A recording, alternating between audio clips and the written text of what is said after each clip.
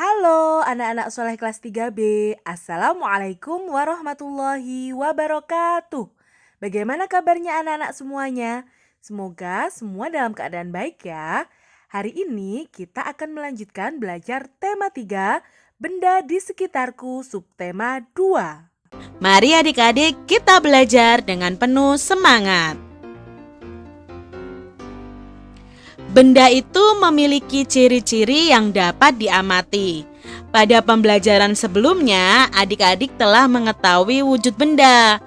Wujud benda itu dibagi menjadi 3, yaitu padat, cair, dan gas. Nah, ciri-ciri benda antara lain itu memiliki massa dan ruang atau volume. Apakah yang dimaksud dengan massa dan volume ya? Nah, pada pembelajaran kali ini kita akan belajar tentang massa dan volume suatu benda. Kita ingat kembali ya, pada pembelajaran sebelumnya wujud benda itu ada 3, padat, cair, dan gas. Padat itu contohnya meja, buku, kursi, pintu, itu adalah benda padat. Benda cair contohnya air, minyak goreng, bensin, cuka, ya, susu, saus, dan sebagainya. Lalu contoh benda gas adalah udara, asap, oksigen yang kita hirup. Siti memperhatikan bola basket dan bola plastik.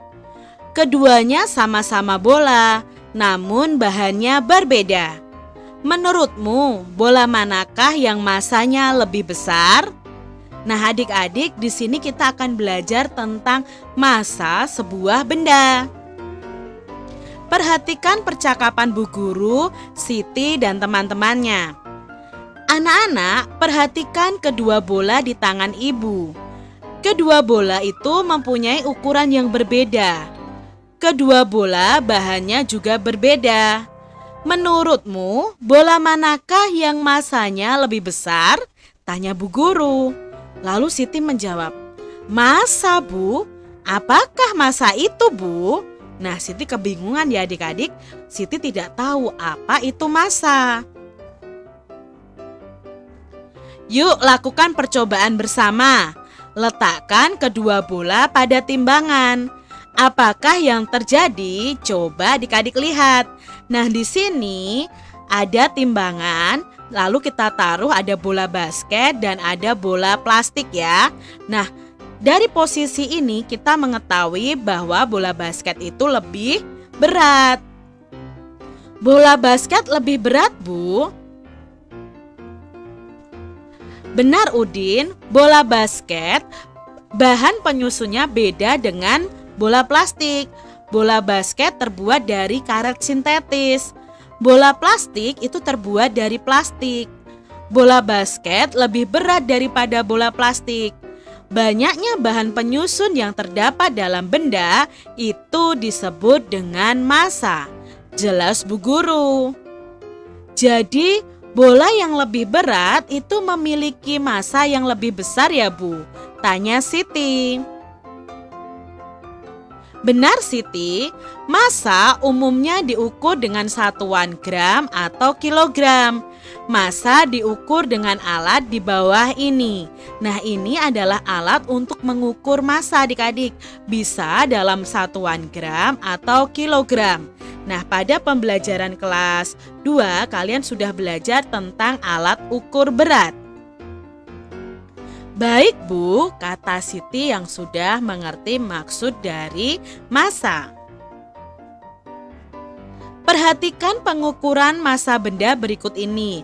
Lalu lingkari pernyataan yang benar. Nah, di sini ada 2 buah balok, yaitu balok Y dan balok H. Balok Y ternyata lebih berat adik-adik. Ingat ya, mana benda yang lebih berat berarti itu massanya yang lebih besar. Balok Y mempunyai massa yang lebih titik-titik dari balok H. Apakah lebih besar atau lebih kecil? Karena Y ini lebih berat, berarti massanya lebih besar. Sekarang kita lihat benda berikutnya. Gelas ukur yang berisi air mempunyai massa yang lebih besar atau lebih kecil dari gelas ukur yang kosong. Ayo, ini gelas airnya lebih berat, berarti mempunyai massa yang lebih besar. Masih ada nih adik-adik. Botol B mempunyai massa yang lebih besar dari botol A. Botol B mempunyai berat yang lebih. Kalau massanya lebih besar, berarti beratnya lebih besar juga daripada botol yang A. Lalu gambar berikutnya ada bola, yang satu mengembang, yang satu kempes adik-adik. Bola yang kempes ini mempunyai massa yang lebih apa adik-adik daripada bola yang tidak kempes? Ya, mempunyai massa yang lebih kecil, makanya di sini lebih ringan adik-adik. Tahukah kamu, berat dan massa mempunyai perbedaan. Massa benda di mana-mana sama, namun berat benda berubah-ubah tergantung dengan gaya tarik bumi di tempat itu. Gaya tarik bumi disebut juga dengan gaya gravitasi. Contohnya nih adik-adik, massa tubuh di bumi ataupun di bulan itu sama. Namun berat tubuh kita di bumi dengan di bulan itu berbeda. Berat tubuh astronot di bulan itu lebih ringan daripada di bumi. Kok bisa begitu, Kak Citra? Nah, yuk kita pelajari ya. Jadi, berat badan kita ketika kita berada di bulan dan di bumi itu berbeda. Karena di bulan itu tidak ada gaya gravitasi. Maka tubuh kita beratnya terasa ringan di sana. Dalam percakapan sehari-hari dan hitungan matematika, orang sering menyamakan istilah berat dengan massa. Seperti kita sering mendengar orang mengatakan, "Berapa beratmu?" Nah, adapun yang benar itu adalah berapa massamu, bukan berapa beratmu adik-adik. Yang diukur pada timbangan adalah massa, bukan berat. Namun karena istilah berat sudah umum digunakan dalam bahasa sehari-hari, gravitasi di permukaan bumi relatif sama, sehingga penggunaan kata berat untuk menggantikan massa masih dibolehkan. Nah, ini informasi yang perlu kalian tahu adik-adik. Selain massa, benda itu mempunyai volume. Apakah volume benda itu? Nah, kita pelajari adik-adik. Semua benda itu menempati ruang. Ukuran ruang yang ditempati oleh suatu benda itu disebut volume. Nah, benda yang kecil itu menempati tempat atau ruang yang lebih kecil dibandingkan benda yang lebih besar. Hal ini berarti benda yang kecil itu memiliki volume yang kecil, sedangkan benda yang besar itu memiliki volume yang besar. Nah, contohnya akuarium ini adik-adik. Yang A itu akuarium yang besar, lalu yang B itu akuarium yang kecil. Nah, maka volume akuarium yang A itu lebih besar daripada volume akuarium B, karena bentuknya saja sudah lebih besar yang A adik-adik. Pelajarilah tentang volume benda dengan melakukan percobaan berikut bersama teman dalam kelompokmu. Kalian bisa lakukan sendiri atau bersama teman-teman kalian adik-adik. Yang harus kalian siapkan alat dan bahannya adalah gelas ukur, benda padat yang dapat dimasukkan ke dalam gelas ukur, air, balon 2 buah. Lalu langkah-langkah percobaannya, yang pertama, isilah gelas ukur dengan air. Lalu masukkan benda padat ke dalamnya. Perhatikan gambar untuk membuktikan volume benda padat. Nah, awalnya airnya hanya segini adik-adik. Tetapi ketika dimasuki suatu benda padat, airnya menjadi naik.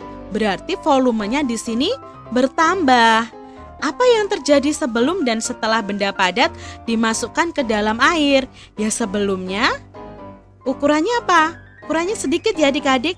Lalu ketika dimasukkan benda padat, maka volume airnya naik jadi lebih banyak adik-adik. Lalu Isilah gelas ukur dengan air sebanyak 300 ml. Kemudian tambahkan hingga 600 ml di gelas ukur. Jadi kalian harus punya gelas ukur ya adik-adik. Coba kalian bisa pinjam ibu kalian gelas ukur yang biasanya dipakai untuk membuat kue adik-adik. Nah, dari 300 mililiter ditambah hingga sampai 600 ml. Nah, apa yang terjadi sebelum dan setelah air ditambahkan ke dalam gelas? Yang terjadi adalah volume airnya akan bertambah. Lalu perhatikan gambar untuk membuktikan volume benda gas. Nah, di sini ada 2 balon. Yang pertama balon sebelum ditiup dan balon yang sudah ditiup. Berarti balon yang belum ditiup ini mempunyai volume yang sedikit. Lalu ketika ditiup berarti kita meniupkan gas ke dalamnya sehingga volume balonnya menjadi bertambah adik-adik. Ini membuktikan bahwa volume itu bisa bertambah dan menempati suatu ruangan. Kamu telah melaksanakan percobaan di atas. Coba lengkapi kalimat di bawah ini adik-adik. Benda di sekeliling kita terdiri atas benda hidup dan benda mati. Benda mempunyai 3 wujud, yaitu benda apa saja? Padat, cair, gas ya adik-adik ya, boleh kalian bolak-balik. Lalu benda mempunyai ciri-ciri, yaitu memiliki massa dan memiliki volume. Itu tadi yang kita pelajari bersama-sama. Dayu sedang memperhatikan aneka bola berikut ini. Pernahkah kalian melihat ketiga jenis bola tersebut? Ada bola voli, bola basket, dan bola untuk bermain sepak bola. Dapatkah kamu menyebutkan ketiga jenis bola tersebut? Ya, sudah kita sebutkan tadi adik-adik ya. Ini bola voli, ini bola basket, ini bola sepak. Manakah bola yang mempunyai massa paling besar? Nah, massanya yang paling besar berarti bentuk bola yang paling besar juga. Itu massanya yang paling besar adik-adik. Bagaimana dengan volumenya? Tentunya volumenya juga untuk yang sebesar itu untuk bola yang besar juga. Manakah bola yang mempunyai volume paling besar? Nah, kalau di sini yang paling besar adalah bola basket, otomatis volume yang paling besar dan massa yang paling besar adalah bola basket. Edo dan teman-teman berlatih memantulkan dan menangkap bola di sekolah. Ketika tengah asik berlatih, tiba-tiba Udin terjatuh adik-adik. Kakinya sakit dan tidak dapat berdiri. Edo dan teman-teman melihat Udin kesakitan. Edo dan teman-teman segera memperhentikan permainan. Kemudian Edo dan Benny menolong Udin dengan memapahnya ke UKS. UKS itu singkatan Unit Kesehatan Sekolah. Setelah diperiksa, ibu guru menduga kaki Udin itu terkilir. Oleh karena itu, kakinya perlu diperiksa dokter. Perbuatan Edo dan Benny ini menolong Udin ya adik-adik sangat terpuji. Apakah kamu mempunyai pengalaman yang sama menolong teman atau orang lain? Nah, kalau kalian punya, coba kalian ceritakan ketika kalian menolong orang lain.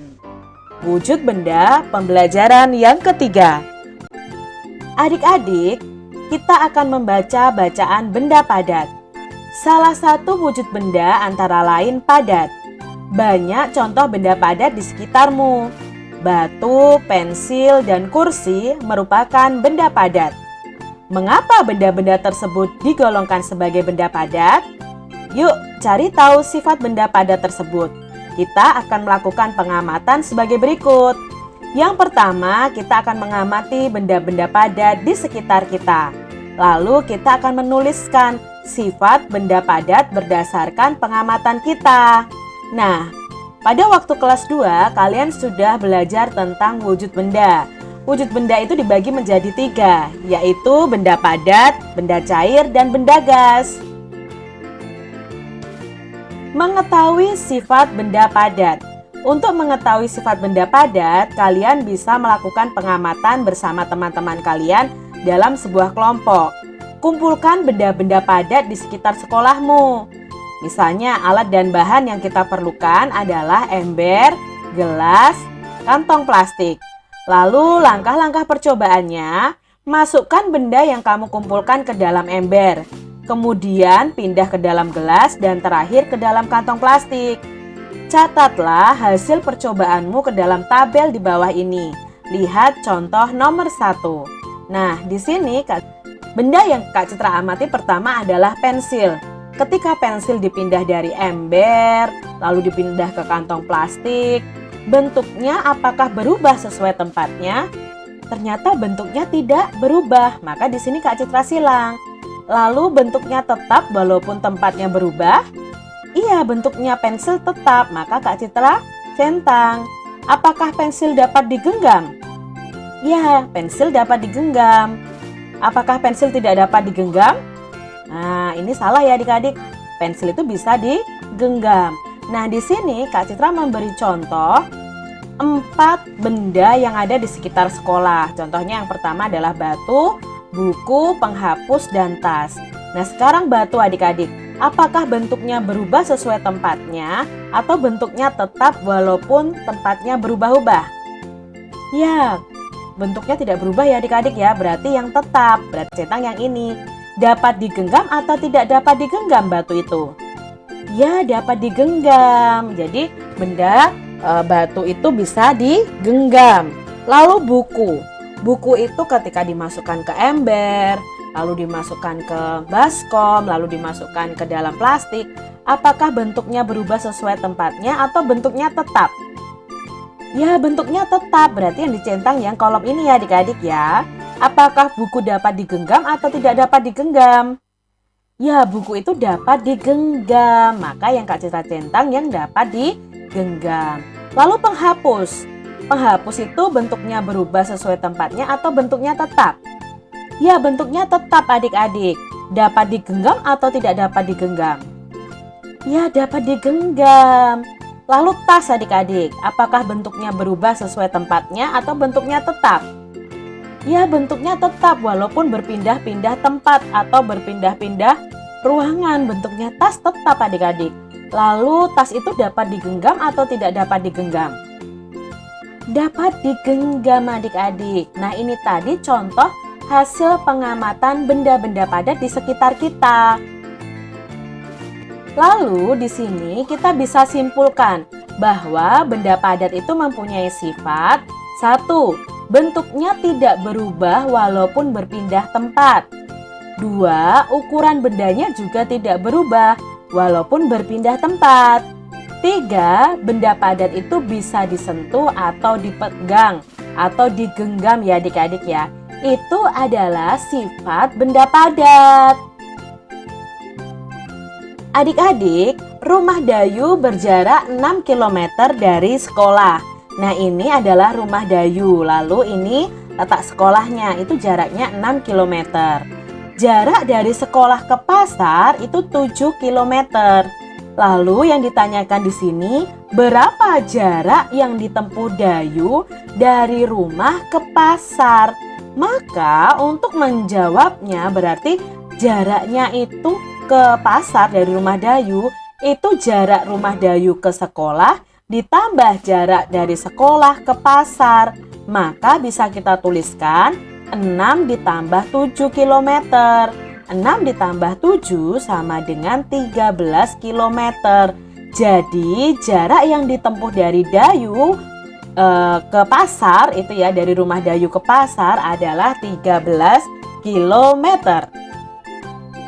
Anak-anak semuanya, untuk tugas hari ini, latihan mengerjakan soal matematika pada buku paket halaman 84 sampai halaman 86. Demikian tadi anak-anak semuanya penjelasan mengenai pembelajaran tematik kita hari ini.